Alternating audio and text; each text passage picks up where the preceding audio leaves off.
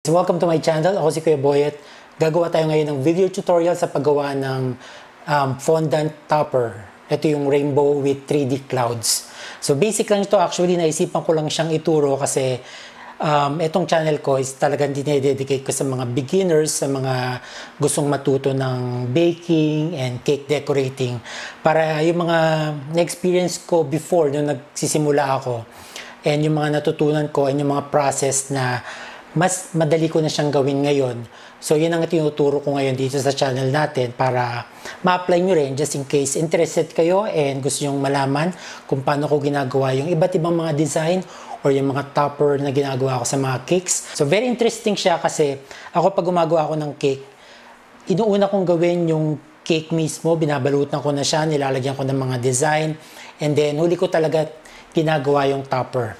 Hindi ako tulad ng ibang cake designer na kunwari wala pa silang order ng let's say Monday, Tuesday, tapos Thursday pa yung cake order nila. Ang iba kasi ginagawa ahead or in advance yung mga topper para kapag na-design na yung cake, since available na yung mga topper, tusok na lang sila ng tusok sa cake. Ako, hindi ako nasanay ng ganun. Gusto ko laging stress or yung nape-pressure sa oras, yung few minutes na lang, kailangan ko nang umalis para mag-deliver, saka ko palang tinatapos yung cake or yung mga topper na gagamitin ko sa cake. So kaya eto, hindi na kailangan pinapatuyo kasi fondant lang namin yung gagamitin natin. Hindi siya ganung nagda-dry tulad ng gum paste. So lahat ng ginagamit ko for topper is just marshmallow fondant. Alright, so ang gagamitin natin is a cake board. So dito tayo magka-cut ng rainbow shape. So, ito yung ginagawa kong parang sandalan ng rainbow. Kaya siya tumatayo. So, meron ako ditong white fondant. This is gonna be used for our 3D clouds. Alright? So, mamaya ako papakita kung paano siya ginagawa. Unahin natin yung rainbow kasi. And we have rainbow colored fondant. We have red, orange, yellow, green, blue, and violet. So, other tools na gagamit natin, like I said, gagamit tayo ng cake board. Tapos, we have scissor, rolling pin, paintbrush, Dresden tool, X-Acto knife, powder loose brush, basta yung pang makeup, and we have wide tip na brush, and we have barbecue sticks, pizza cutter, we have pen, fondant smoother, water, and then cornstarch. Tapos, very important, our glue gun. Alright? So, tabi muna natin. And let's start. So, by the way, meron akong sugat. Kaya medyo mahirap sa akin mag-roll ng fondant. So, simulan natin sa red color. So, basically, i-roll nyo lang siya na parang sausage. And then, para pantay yung thickness nung ating magiging rainbow. Ginagamitan ko siya ng fondant smoother. Pinapaikot ko lang siya so para equal yung thickness nung ating fondant. So I think okay na to. Then gagawin ko na yung orange color, yung second color. So i-roll nyo muna parang sausage and then gamitin ng fondant smoother. Minsan may instance na parang nahihirapan sumunod yung fondant dito. Ibig sabihin masyadong madulas. So, pwede nyo gawin, kuha kayo ng konting tubig, tapos pahiran nyo lang ng konting tubig. Ayan, kung nakikita nyo. Konting tubig lang yung fondant smoother para magkaroon ng konting lagkit yung fondant and susunod na siya sa ating fondant smoother. So, meron na tayong red and then we have orange. Then, mag-roll tayo ng yellow. And actually, naisip ko itong gawin kasi nung gumawa ako ng nung recent cake ko na may rainbow topper. So, may nag-comment kung paano ko daw pinatayo yung rainbow. So, ganito lang ginagawa ko. Ano ba next? Green. So, next, we have blue. And then, last color natin is violet. So, pag meron na tayong spaghetti, rainbow spaghetti. Pag ganyan, arrange lang siya and then you can use, ang madalas ko ginagamit is etong fondant smoother. Yung shape niya, para ito yung magiging shape nung aking rainbow. So, ito yung pagpaparisan ko. Ipapatong ko siya dito sa sa cake board, ito yung back part niya para ito pwede nating sulatan. Ito kasi hindi naman siya masusulatan, no?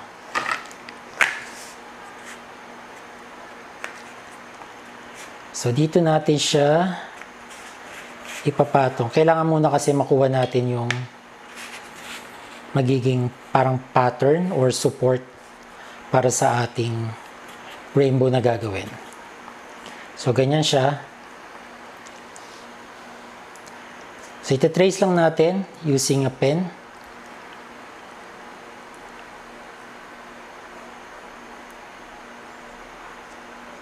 And then, yung inner arc.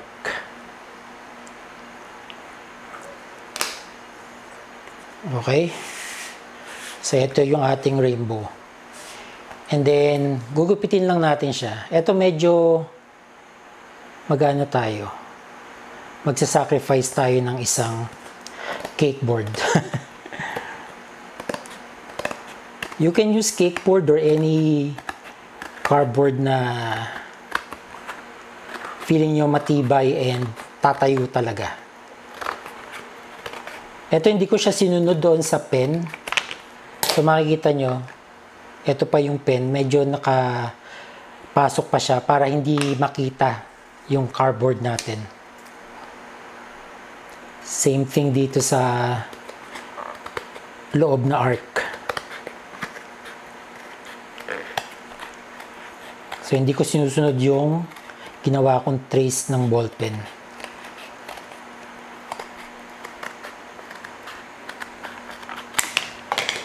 Alright.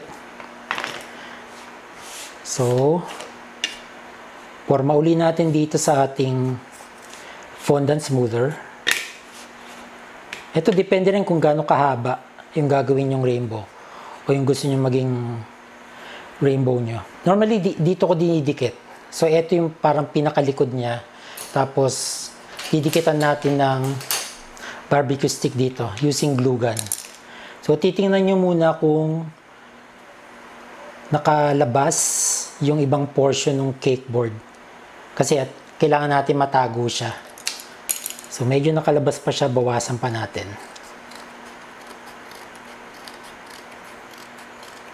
Pag tinayo kasi natin, makikita yung cake board doon sa likod ng rainbow.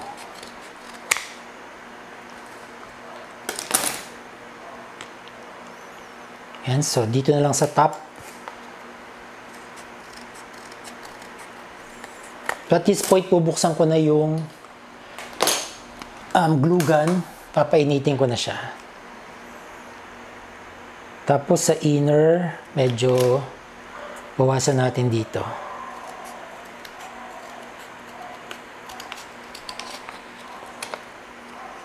Same thing dito.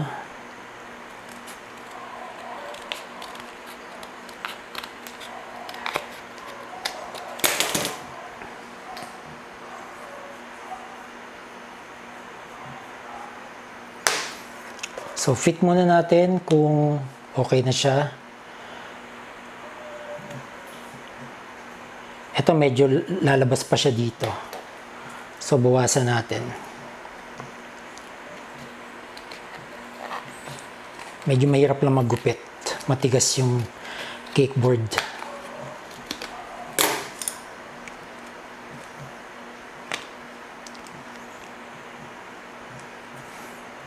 Alright, so okay na siya. So, wag na natin galawin yung shape niya and then papahiran na natin ng tubig. So, bali, ito yung back part ng rainbow natin. So, sa application ng water, kailangan hindi siya madulas. Dapat thinly spread out lang yung water niya para maging malagkit lang yung consistency ng water natin sa fondant. Para pag dumikit siya dun sa cake board, didikit na talaga siya. Hindi siya dudulas. So, spread nyo lang and make sure feeling nyo parang malagkit siya. So, after natin mapahiran ng tubig, we can use a knife para i-trim natin kung hanggang saan lang yung gusto nating height ng rainbow. Okay. And then same goes to our cake board. So eto hanggang dito lang siya. Hanggang dito lang. And then ititrim na natin.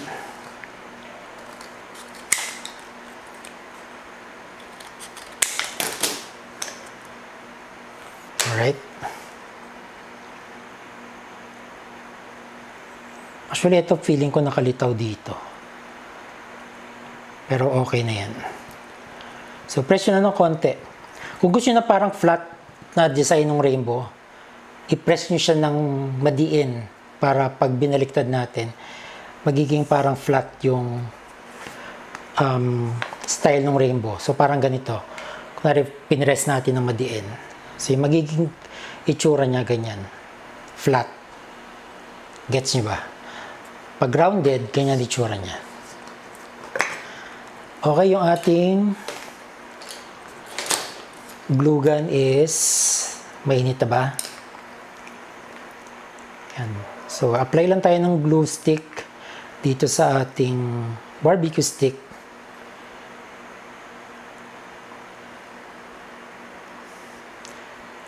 And after this, you have the option na i-cover tong likod ng fondant para hindi naman naka-expose yung cake board and yung barbecue stick. Pero ako, since likod naman ng cake to, hindi ko na siya kino-cover. Okay na ako ng ganyan. So, patuin lang natin ng konti yung glue stick. Tapos, babaliktaran na natin yung rainbow. Okay? So, pwede na siya.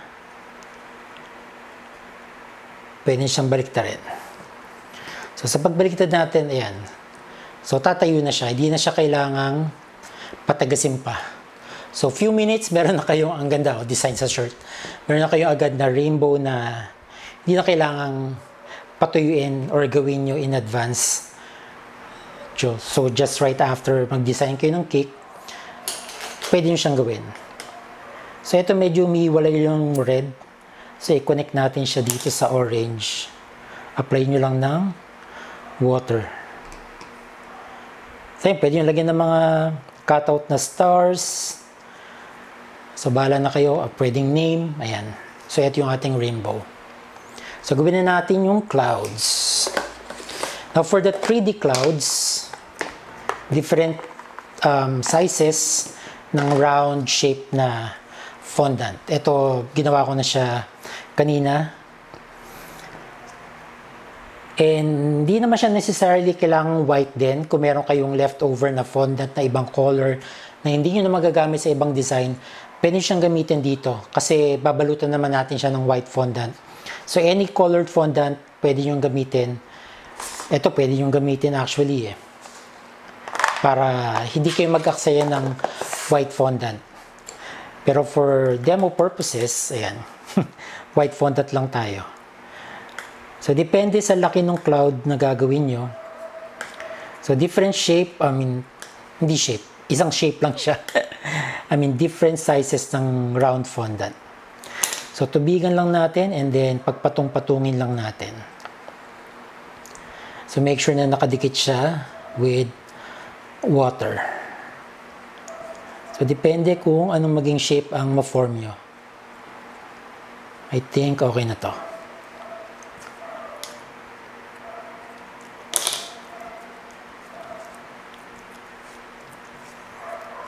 Alright, so ganyan siya. So, tabi muna natin and then gagawin na natin, babalutan na natin to ng fondant din.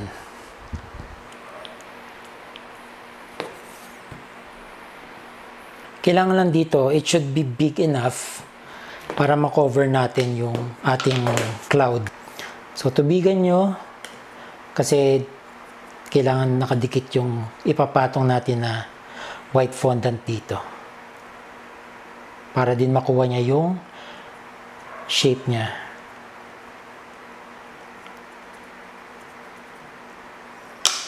Alright. So, ito yung fondant and then place it on top. And then dahan-dahan, huwag yung lalagyan ng mark ng fingernails. So, just to make sure na gano'n muna kayo. Nagupit ng kuko. Or basta ingat lang. And then, ipipress nyo lang siya yung mga bumps and curves. So, pwede yung gamitan with the help of a brush para makuha yung shape niya. Tapos, bawasan lang natin yung too much fondant dito sa ilalim.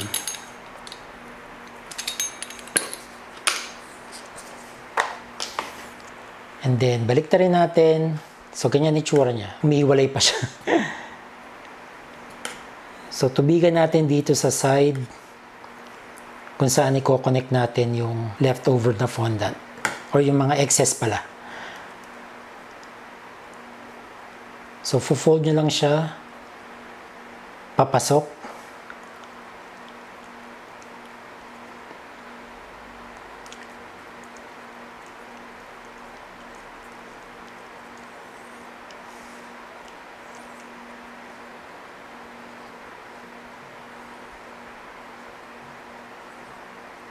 So, make sure na smooth din yung pagkaano nyo. Pagka-fold nyo sa fondant. So, basically, ganyan lang siya. Binalot nyo lang siya. And, ayan na siya. 3D cloud na siya. It's a cloud. So, what I normally do, kapag topper yung gagawin ko, so, isang buo ang ginagawa ko, nilalagay ko sa ibabaw ng fondant. Pero kung sa side ko siya ilalagay, ikakat ko siya in half. And also kapag sa rainbow ko siya ilalagay, you use a clean knife, hatiin nyo siya sa gitna.